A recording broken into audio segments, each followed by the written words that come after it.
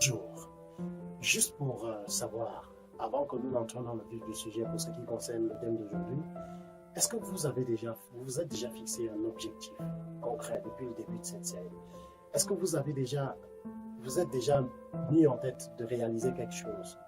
Si vous ne l'avez pas encore fait, je vous invite à, je ne sais pas moi, sur du papier, dans un journal ou bien dans un bloc-notes, prenez une feuille vierge, vous écrivez le projet qui vous tient à cœur ou bien un objectif que vous voulez absolument atteindre. Commençons par là parce que c'est le début de toute chose.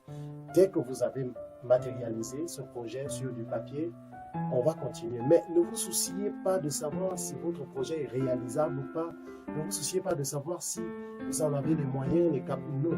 Mettez tout simplement sur une feuille blanche un projet que vous souhaitez réaliser ou bien un objectif que vous souhaitez atteindre. Après, vous allez constater au fur et à mesure, on a dit step by step, que les outils que je vais vous donner vont vous permettre d'arriver à vos fins, ou tout au moins d'avancer dans l'atteinte d'objectifs. Hier ou bien avant-hier, nous avions parlé de se fixer, la priorité de se fixer les objectifs et nous avions beaucoup débattu dessus. Maintenant, nous allons voir comment s'y prendre pour les fixer de façon à les réaliser et les atteindre. Mais avant, je voudrais que nous nous mettions d'accord sur ce que c'est qu'un objectif. Il faut qu'on revienne à la définition d'un objectif. Un objectif, c'est donc quoi? C'est la capacité qu'on a à se projeter dans le futur et d'avoir une représentation mentale, retenez-le bien, assez claire de ce qu'on va réaliser. Par exemple, je vais passer de 30 minutes de prière matinale à 45 minutes. Ça, c'est un projet que j'ai, par exemple. Je veux augmenter de 5% mon épargne systématique sur mon revenu pour atteindre 15% à partir du mois de juillet. Ça, c'est un projet, ça, c'est un objectif que je veux atteindre. Je veux passer de peut-être 12 de moyenne à 14 à la séquence prochaine ou bien au prochain semestre. Ça, c'est un objectif. À quoi ça sert donc de se fixer des objectifs? Ça sert à deux choses. D'abord, ça sert à générer de la motivation quand vous avez un but, d'un objectif. Ça génère en vous de la motivation. Deuxièmement, c'est quelque chose du futur. Vous êtes d'accord avec moi que quand vous fixez un objectif, c'est quelque chose du futur qui me pousse à m'organiser et à structurer mes journées. Maintenant, qu'est-ce qui va faire que j'ai vraiment envie de foncer vers mon objectif? Qu'est-ce qui va faire? Il y a un moyen simple qui a été énoncé par les spécialistes, qui est d'ailleurs même la clé numéro 2 que je vais partager avec vous. C'est le fameux concept SMART. SMART, rien à voir avec le téléphone, bien sûr. S-M-A-R-T. S pour spécifique, M pour mesurable, A pour atteignable, R pour réaliste et réalisable, je voulais dire, et T pour temporellement défini. Je vais développer chacun de ces lettres-là très rapidement et brièvement sans pour ne pas allonger indûment. 1. Spécifique. Votre objectif doit être spécifique. Un grand prof de neurosciences a dit une chose de très importante. Et si vous ne reteniez que ça, aujourd'hui, vous aurez fait un pas de géant dans l'atteinte de l'objectif. Il dit, le cerveau ne fait pas ce que vous voulez, mais il fait ce que vous lui demandez avec précision. Exemple, quelqu'un dit, par exemple, je veux reprendre du sport. Ça, c'est très vague, ça. Et vous étonnez que vous ne parvenez pas à y arriver, vous allez échouer, vous allez reprendre encore une autre décision forte comme ça, vous allez fixer un objectif sans être précis, vous allez échouer. Pourquoi? Parce que votre cerveau, tout simplement, votre inconscient ne voudra pas. Un ami m'a dit une fois, Hervé, moi, je veux devenir plus riche. C'est moi mon but, c'est mon objectif. Je dis alors, si tel est ton objectif, écoute, je vais être généreux avec toi, voici une pièce de 50 francs. Qu'est-ce qui s'est passé? Il a atteint son objectif, non? Et vous aussi, qui me regardez, qui m'écoutez, si vous voulez devenir plus riche, moi je vais être plus généreux avec vous. Je vais être plus généreux parce que vous êtes mes chouchous. Alors voici 500 francs. Qu'est-ce qui s'est passé? Vous avez atteint votre objectif? Oui, mais est-ce que c'était spécifique? Non. Votre objectif doit être spécifique. Vous devez être assez précis. Deuxièmement, mesurable.